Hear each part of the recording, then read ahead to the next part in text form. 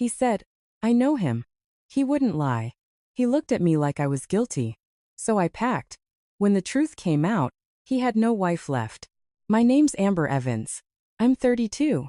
I live in a quiet lakeside town in Madison, Wisconsin, and I work as a project manager for a tech firm mostly remote, mostly solving problems before they explode. My husband Sean and I had been married for years. We weren't flashy, but we were steady. Weekend walks around the lake, takeout on Fridays, quiet mornings with coffee and no rush. We talked about the future, maybe a kid soon, maybe a bigger place. I thought we were the kind of couple that could handle anything. Then Sean's old work friend Cody showed up. He just needs a place for a couple weeks, Sean said that night. He lost his job, his apartment, everything. I told him he could crash here. I looked at the duffel bag already in the hallway, bigger than a weekend bag should be, and felt the first small knot in my stomach. But Sean's face was calm, certain. He's solid. I know him. He wouldn't screw us over. I nodded. What was I supposed to say? Turn away a friend who was down? So Cody moved in. And that's when everything started to shift slowly at first, then faster than I could catch. One small comment. One too long look. One text that made my skin crawl. Little things I could almost convince myself were nothing. Until they weren't nothing anymore. Until the day I realized the person I trusted most in the world was choosing someone else's word over mine. If you've ever been made to feel like the liar in your own story, hit subscribe and tell me in the comments. Would you have stayed to prove you were right? Or would you have walked away the moment trust broke? A few days after Cody moved in, the house started feeling crowded in ways I hadn't expected. He played the grateful guest at first, washed his own plates, thanked us for meals, even brought home a six-pack to share with Sean one evening. But his stuff spread fast.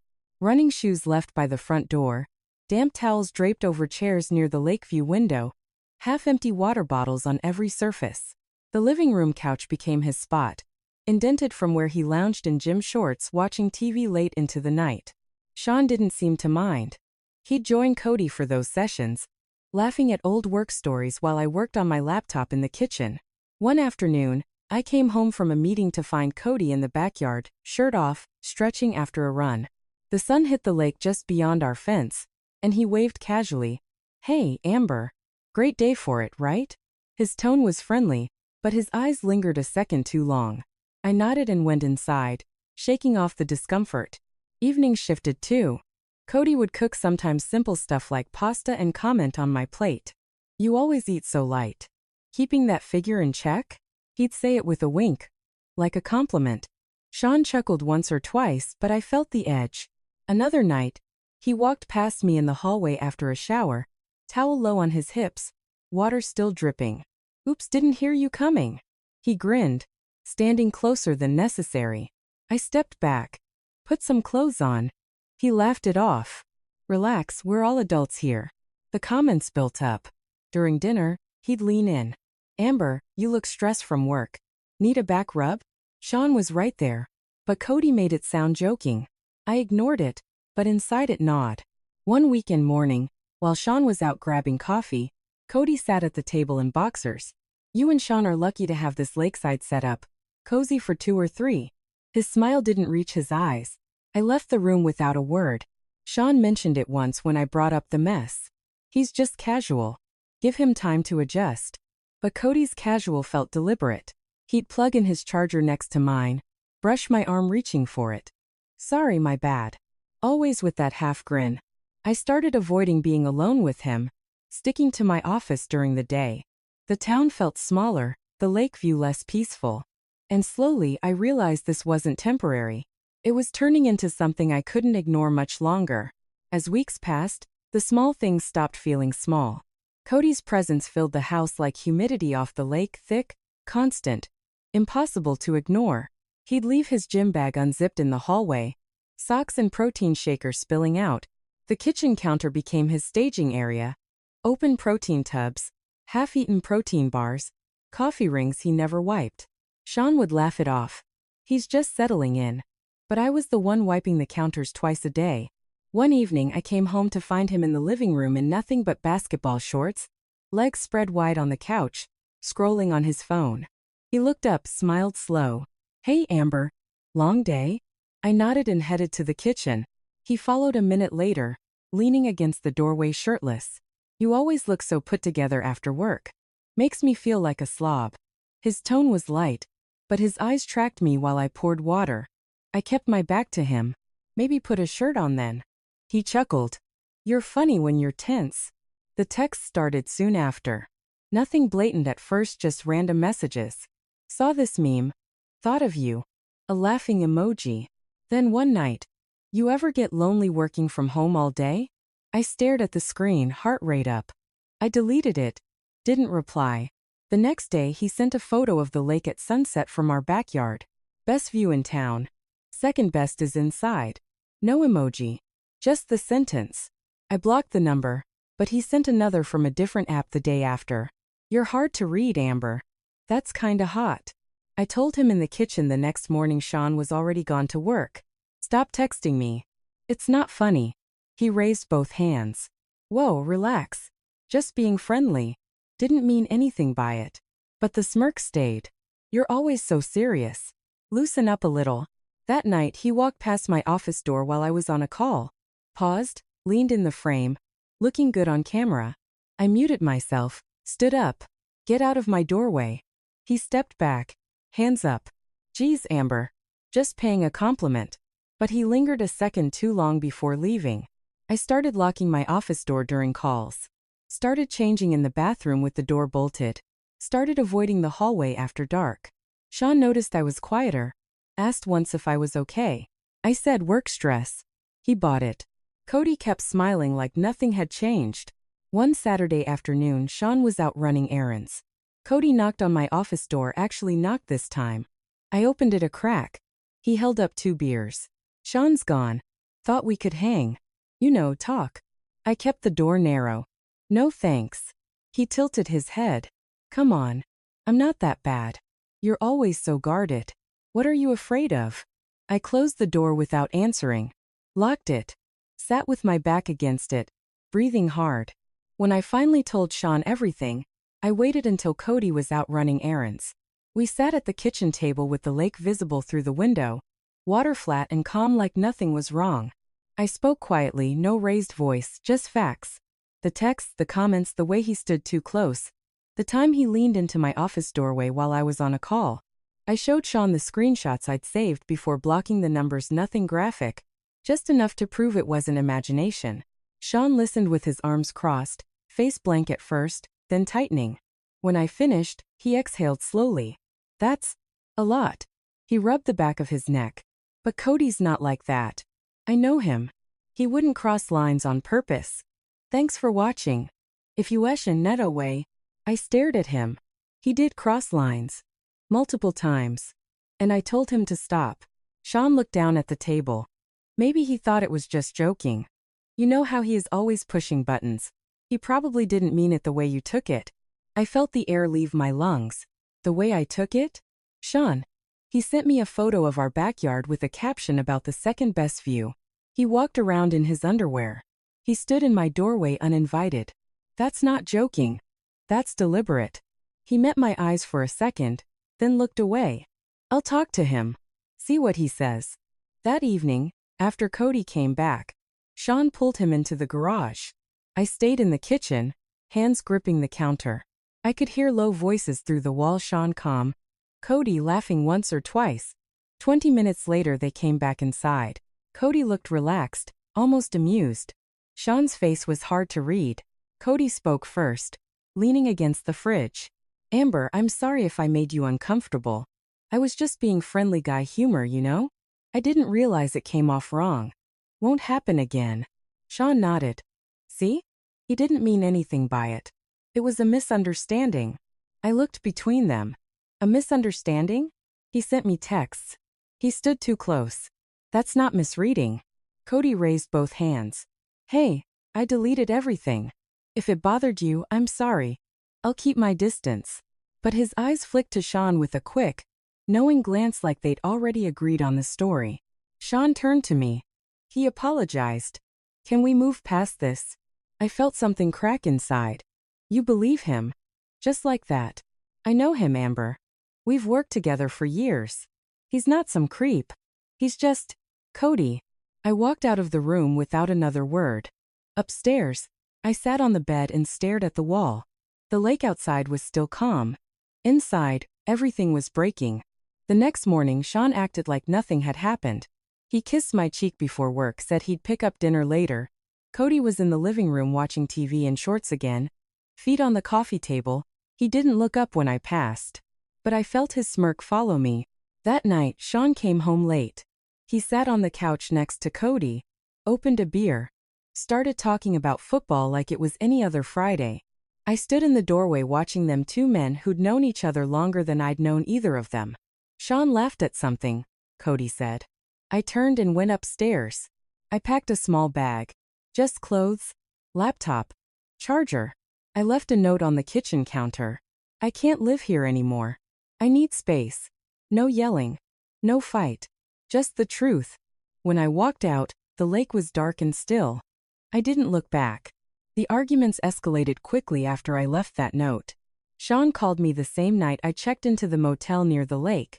His voice was tight, confused. Amber, come home. We can talk about this. Cody's staying in the guest room, but I told him to keep his distance. I told him no. I wasn't coming back to sleep under the same roof. As someone who'd made me lock doors in my own house, he showed up at the motel the next evening. Stood outside my door in the cold Wisconsin wind, hands in his pockets. I talked to him again. He swears it was just dumb jokes. He said, "You've been stressed lately, maybe reading too much into things." I stared at him through the half-open door. "And you believe that?" Sean looked down at the concrete. "I don't know what to believe. But he's my friend. We go way back. I can't just throw him out on the street." I closed the door slowly. He knocked again. I didn't open it. The next week he texted every day. "I miss you. Can we meet for coffee? I'm trying to understand." I read them, but didn't reply. I needed space to breathe, to think without the weight of his doubt pressing down. Cody stayed in the house. Sean told mutual friends I was going through something and needed time. They believed him. Why wouldn't they? He was the calm one, the reasonable one. I filed for divorce 2 weeks later. The papers were simple, irreconcilable differences. No big fight. No screaming. Just a signature and a filing fee. Sean signed without contesting. He showed up at the lawyer's office looking like he hadn't slept. "You really want this?" he asked quietly. I looked at him, same face I'd woken up next to for years, and said, "I want to feel safe. And I don't feel that with you anymore." He nodded once. Didn't argue. Didn't beg. Just signed and left. Cody moved out a month after the papers went through. Sean told me over text. He found a new place. Said thanks for everything. No apology, no explanation. Just gone. Sean kept the house. I didn't fight for it. I didn't want anything that still carried his smell or Cody's. I moved into a small apartment closer to downtown Madison, nothing fancy, just clean lines, good light, and a view of the Capitol Dome instead of the lake. I started running again in the mornings, along the paths by Lake Monona. The air was cold, sharp, but it cleared my head. Work picked up. I took on bigger projects. Stayed late because I wanted to. My sister Taylor came to visit every couple weeks. She didn't push me to talk. She just sat with me, drank coffee, watched bad reality TV, and reminded me I wasn't alone. Sean tried once more. Showed up at my door on a Saturday afternoon, 6 months after the divorce was final. He looked thinner, eyes tired. "I messed up," he said. "I should have listened. I should have believed you." I stood in the doorway, arms crossed. "You had months to believe me. You chose not to." He swallowed. "I know. I was scared of losing him. Scared of what it meant if he wasn't who I thought. But I lost you instead." I looked at him for a long time. "I'm not angry anymore. I'm just done." He nodded slowly. "Can I ever make it right?" I shook my head. "No. But you can live with it." I closed the door gently. He didn't knock again. The lake still looks the same from the paths I run. Calm on the surface. But I know better now. Calm doesn't mean safe. And trust isn't automatic, it's earned. Every single day. Months later, the truth surfaced in the quietest way possible. Taylor had been helping me sort through old emails and shared cloud folders while I was moving into the new apartment. She was the one who noticed the archived messages from Cody's old work account ones he'd accidentally left open during a time he borrowed my laptop to check something quick. She didn't say anything at this session. First, just forwarded them to me with a single line. You need to see this. I opened the folder late one night. There were screenshots of text threads between Cody and a mutual friend from their old team. In one, Cody wrote, Amber flipped out over nothing. Told Sean I was hitting on her. Now she's playing victim. Classic. Another. She shut me down hard. So I flipped the script. Told him she came on to me. He bought it. Marriage over. Mission accomplished. There were laughing emojis, a beer bottle one. Then the last one. She thought she could kick me out and win. Nah. I made sure she lost everything. I sat on the floor staring at the screen until the words blurred. Taylor sat next to me, hand on my shoulder. What do you want to do with this? She asked. I didn't answer right away. I saved everything. Backed it up twice. Then I created a simple folder labeled Truth and attached the screenshots. No long explanation. No angry rant. Just the messages. Time-stamped. Undeniable. I sent it to the people who needed to see it. Sean's parents. Our mutual friends, his old co-workers who'd whispered behind my back. I included Sean last. The subject line was blank. The body was one sentence. This is what really happened. Responses came in waves. His mother called first, voice shaking. Amber, we had no idea. We're so sorry. A friend from our old circle texted. I believed him. I'm ashamed. Another wrote. I punched him when I read this. He laughed it off. He's done. Sean didn't reply for 3 days. Then he showed up at my apartment door. No call. No text. Just him standing there in the hallway. Coat still on, eyes red. Can I come in? He asked. I let him. We sat on opposite ends of the couch. He looked smaller than I remembered. I saw the screenshots, he said. I read every word. I don't know how to say how sorry I am. I chose wrong. I chose him over you. I let him poison everything. I didn't interrupt. I just listened. I talked to my boss, he continued. They're reviewing his contract. There was already a complaint about inappropriate messages to a female colleague last year. This is the final piece. He's being let go. No severance. No reference. I nodded once. Good. He looked at me. Desperate. Amber, I know I can't undo what I did. But if there's any chance, any at all, I'll do whatever it takes. Therapy, time, anything. I love you. I never stopped. I looked back at him. The man I'd married. The man who'd stood in our kitchen and said, I know him. While I stood there shaking. You didn't just doubt me, I said. You let me carry the weight alone. You let people think I was the liar. You let him win for months. His face crumpled. I know. And now you want back in? I asked quietly. After everything, he didn't answer right away. Just stared at his hands. I want to earn it back. If you'll let me. I stood up. No, Sean. There's nothing left to earn. You had your chance. You chose. Now I'm choosing me. He didn't argue. Didn't beg. Just nodded slowly, stood and walked to the door. Before he left, he said, I'll always regret this. I believed him. But regret wasn't enough. The door closed softly. I locked it. Then I opened the window and let the cold Wisconsin air come in. For the first time in a long time, the silence didn't feel heavy. It felt like space. The consequences hit hard and fast after the screenshots went out. Cody's new job, the one he'd bragged about for months, evaporated within a week. His manager called him in, showed him the forwarded messages, and walked him through the company's zero-tolerance policy on inappropriate conduct and integrity violations. No public statement.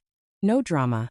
Just a termination letter, no severance, and a note in his file that would follow him anywhere he applied next. Word spread quickly in their professional circle. Invitations to industry meetups stopped. References dried up. Last I heard, he'd moved back in with family somewhere in Illinois, looking for anything that would take him. Sean's fallout was quieter but no less real. His team at the IT firm started asking questions after the screenshots circulated among mutual contacts. A few coworkers distanced themselves. One supervisor pulled him aside. We need people we can trust. This situation doesn't look good. He wasn't fired outright, But the promotion he'd been up for disappeared. His performance reviews suddenly carried concerns about judgment. He started working longer hours, came home to an empty house, and stared at the lake like it owed him answers. He tried one last time. Showed up at my apartment unannounced on a rainy Tuesday evening, 8 months after the divorce was final. He stood in the hallway, rain dripping from his coat, looking like someone who'd aged 5 years in one. "Amber," he said, voice low. "I know I don't deserve this, but I need to say it. I was wrong. Completely wrong. I let loyalty blind me. I hurt you worse than anyone ever should. If there's even a small part of you that's still..." I cut him off gently. "There isn't." He swallowed hard. "I lost everything because of this. The job isn't the same. The house feels empty. I lost you. And I deserve it. But I still love you. I always will." I looked at him, really looked. The man I once planned a future with. The man who'd stood in our kitchen and chosen doubt over me. "Love isn't enough when trust is gone," I said. "You had chances to believe me. You chose not to. That choice cost us both. But I'm not paying for it anymore." He nodded slowly, eyes wet. "I know. I just needed to say it. I'm sorry. For all of it. I didn't invite him in. Didn't hug him. Didn't soften. I just said, 'Take care of yourself, Sean.' And closed the door." He didn't come back after that. I kept running along the paths by Lake Monona every morning. The cold air burned my lungs, but it felt clean. Work became something I looked forward to, new projects, new challenges, a team that respected my boundaries. Taylor moved closer to Madison so we could see each other more. We started small traditions: Sunday brunches, movie nights, walks around the Capitol Square. Nothing big, just steady, safe. The house by the lake is still there. Someone else lives in it now. I drive past sometimes on my way to meetings. It looks the same windows, same view. But it doesn't feel like mine anymore. It never really did after Cody walked in. I learned something important in all of this. Trust isn't blind loyalty. It's not automatic. It's earned every day through listening, through choosing the person next to you over the story that's easier to believe. When doubt enters a marriage, it doesn't just crack the foundation. It destroys it faster than any lie ever could. And once it's gone, no apology, no regret, no second chance can rebuild what was lost. I chose me. I chose peace. And for the first time in a long time, I sleep through the night without checking the locks. If you've ever had to rebuild after someone you love chose doubt over truth, you know how heavy that choice is. But you also know how light freedom feels on the other side.